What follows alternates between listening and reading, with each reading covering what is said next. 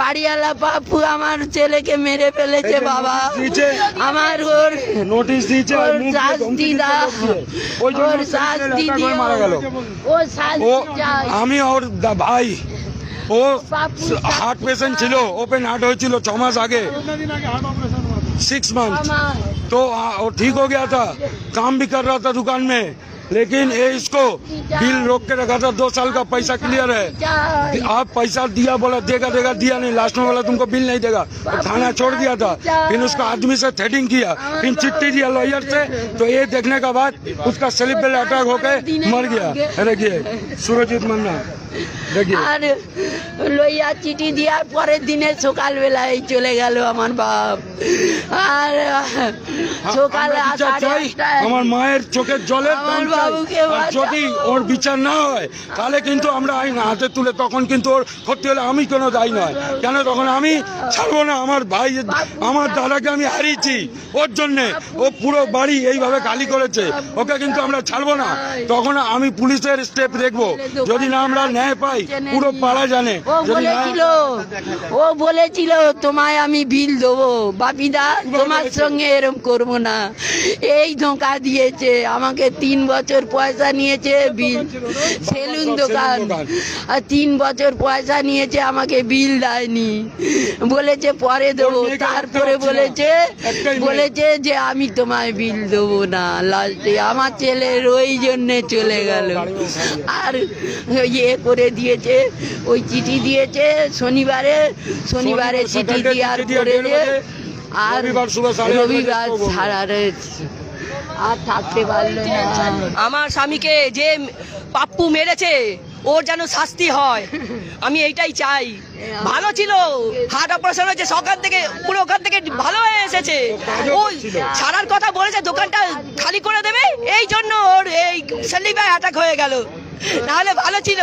আমি ওর শাস্তি চাই, পাপ্পুর যেন শাস্তি হয়।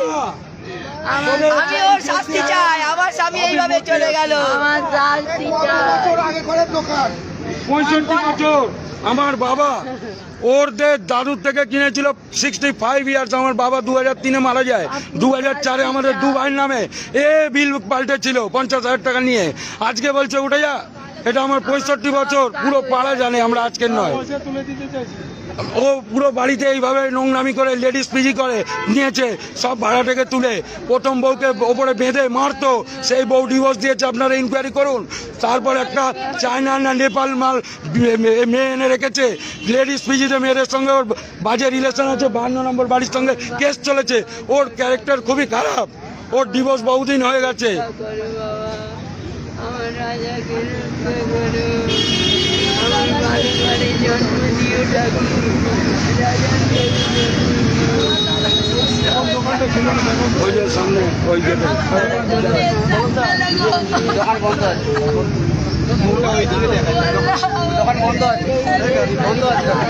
দোকানটা খুলে রেখে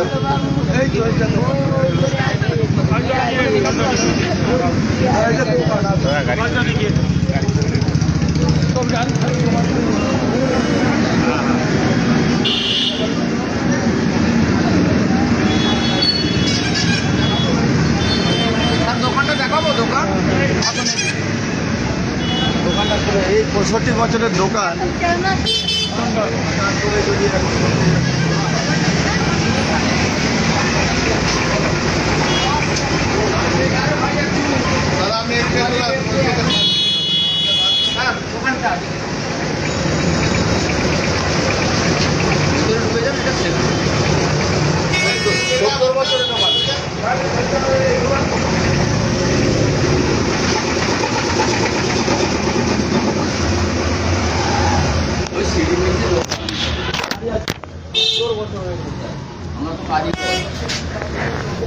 তার জন্য পরিবার মানে খাওয়া দাওয়া করে বেঁচে থাকে।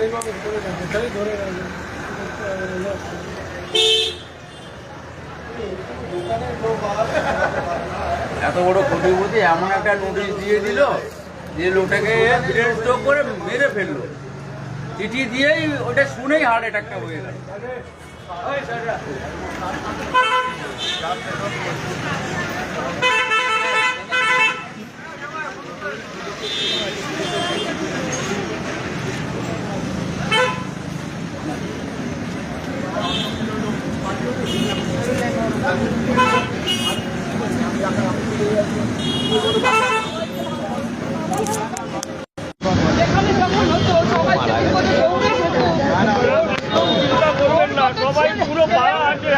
আমরা পাবো না। কেউ একটা লোক বাদ নেই। ও খুব ভালো ছেলে। একদম আপনার সঙ্গে আমরা সবাই আছি, একদম। এইরকম ছেলে হয় না, ছেলে হয় না, পাড়াতে হয় না। পাড়াতে এরকম ছেলে নেই। আমরা আছি পুরো পাড়ার সঙ্গে, জানি আমরা। পুরো 23 নম্বর ওয়ার্ড আপনার সঙ্গে আছি। একদম চিন্তা করার নেই। দাঁড়া আগে চলে যাক। মাঠে নিয়ে যাবো, মাঠে নিয়ে যাবো। একদম ফিরে আবার একটু দেখবেন আপনারা সব দেখবেন। একদম আছি আমরা, পুরো পুরো পুরো পুরো আবার বলি আগে শাস্তি পায়, ও সম্পত্তি বের হয়ে যাবে। আর না বাবা, সব করবে, সবাই আছে, সবাই আছে। ঘর থেকে ছেলেকে কেড়ে নিয়েছে, ভালো থাকবে না।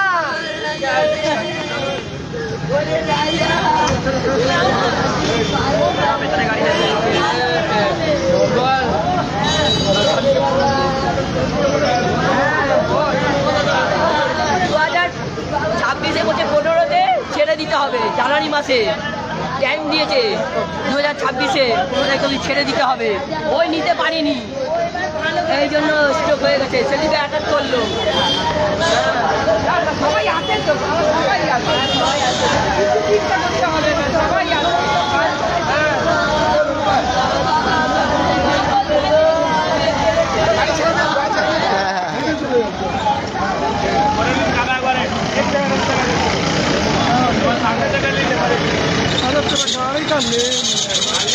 पूरा बढ़िया से ले बात ही कर दीजिए।